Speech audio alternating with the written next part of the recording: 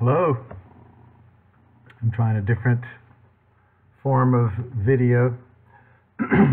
Today, I wanted to talk about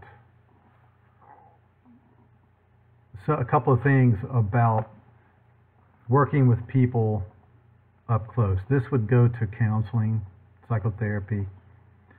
I no longer refer to what I do now as even counseling, because it's really not.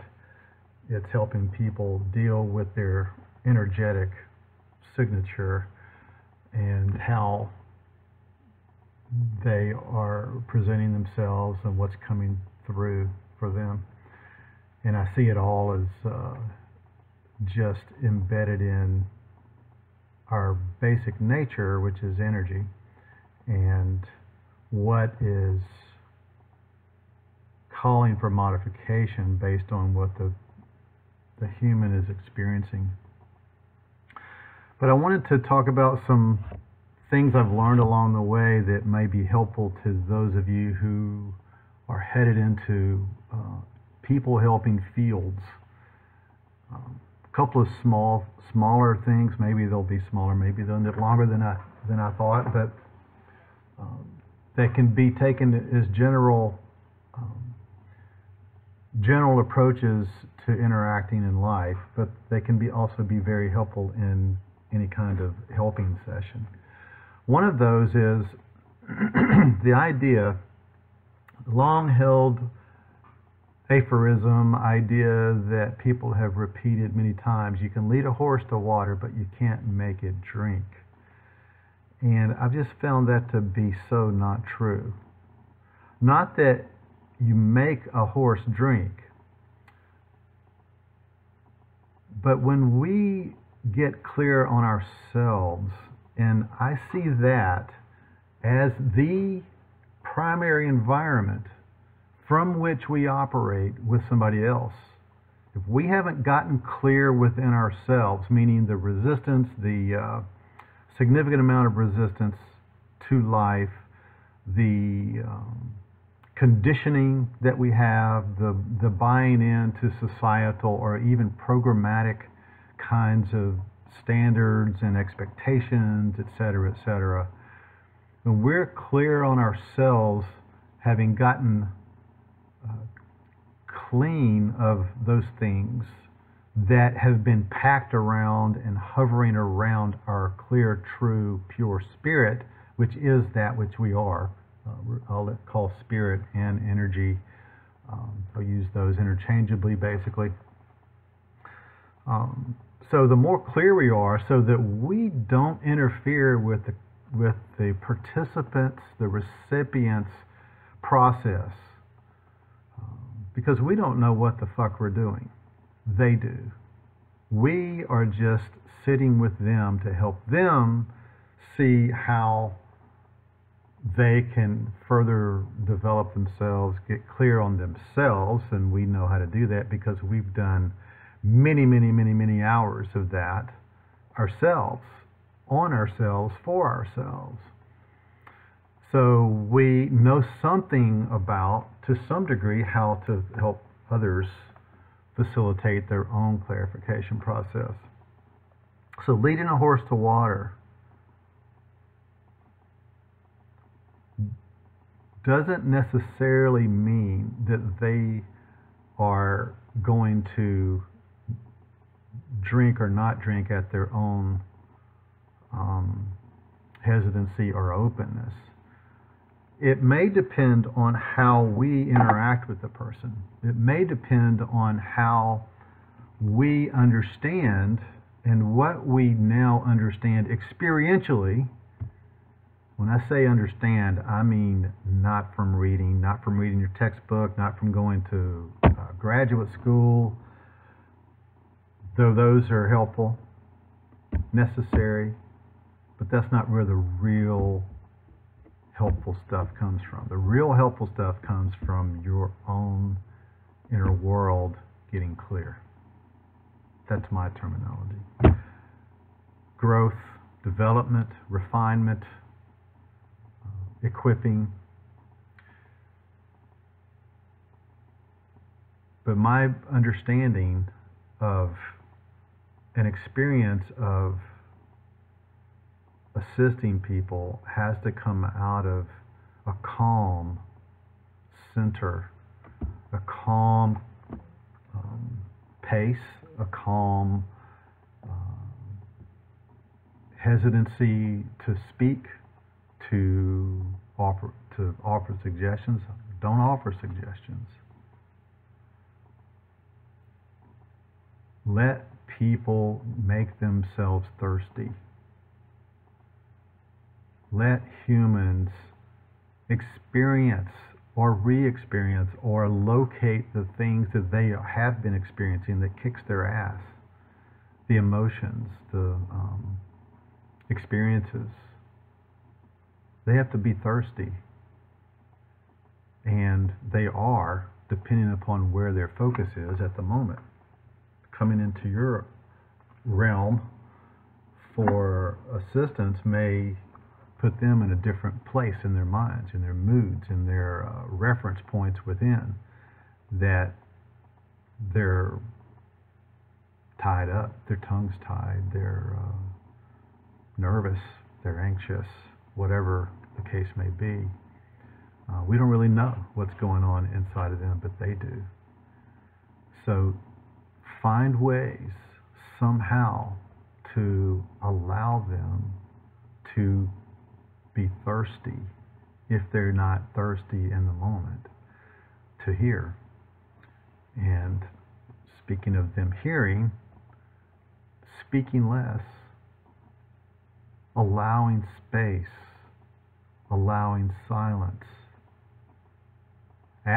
asking pertinent, poignant, pinpointed questions, one at a time, spaced out, not thinking about the next one, just what is this one?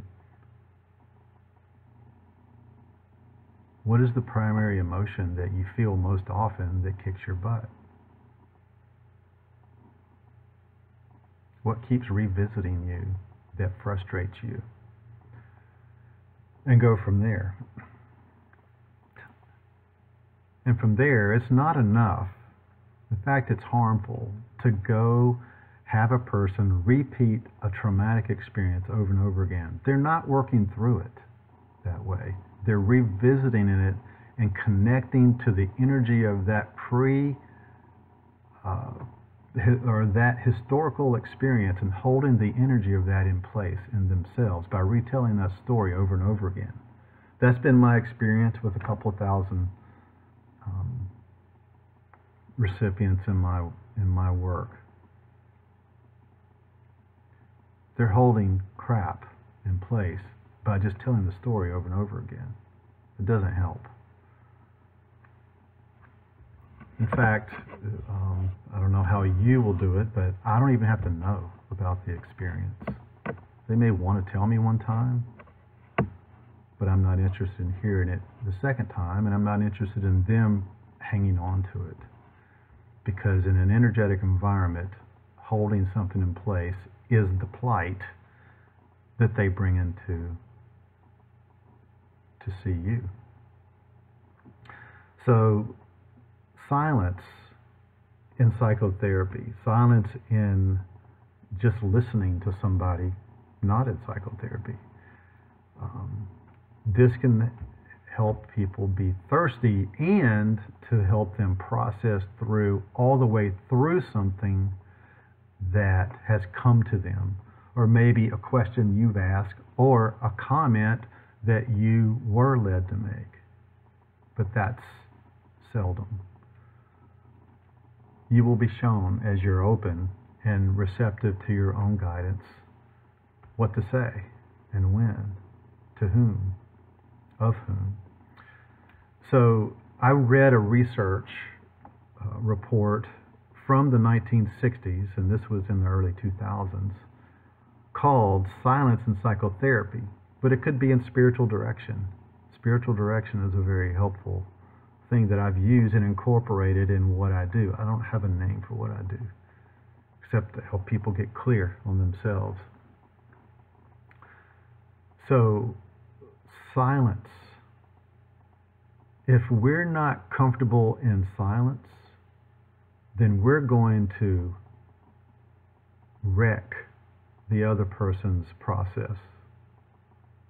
The friend, the participant, the client, the recipient, the student. We'll definitely sabotage it if we break the silence. When they are in a state of allowing something to move around in their mind, to sort. The British people like to say that they feel sorted, and I like the word sift too. There's a point at which, and maybe it's a flow state, maybe, there's a point at which there is assistance where the flow of the stream or the processing, the moving, the sifting is sort of happening on its own. The significant question has been asked that is really relevant to that person, then they may be allowing it to do what it's doing, making them sit still and quiet until it processes through, flows through, streams through, sorts through to a new arrangement, a new organization within themselves, in their minds, a perspective. When people come to a perspective that is helpful, that is life-giving, on something that they had a perspective of that was unhelpful and not life-giving, then they will break the silence. Let the client break the silence. Let the recipient break the silence. Let the friend break the silence. Let the spiritual direction participant break the silence. That's when people actually have the thing register for them so that it creates a shift in their lives. They turn a corner. They get more clarity. They become sorted. They get a perspective that creates a palpable calmness in their solar plexus so that they know that they know. And it's not something maybe they can describe, because transcending into reality gets people clear, at least after transcending into reality and sitting there long enough to allow that clarity in that particular area for that particular person in that moment, at that point. It won't clear up everything, but it will clear up something for them at some point when they get to a clear place, or an open place, a receptive place for them. And your energy, quietness, supportiveness, quiet, supportiveness, allowing them, knowing that something bigger is going on for them, within them, than anything you or I could say. So you can lead a horse to water, and they will drink if they're thirsty. And silence needs to be broken by the recipient for what they are allowing to process and sift in them to have an actual effect. Otherwise, if we break the silence, we often abort the process. And they allow it because they look at you as the authority in the room. You look at them as their own authority, in a sense. That both perspectives are at play. So, hope that helps. Hope that's of interest. Take it, meditate on it, see if you can bounce off of that and have something come to you that's more that dials into you more according to how you're wired. So just wanted to pass that along.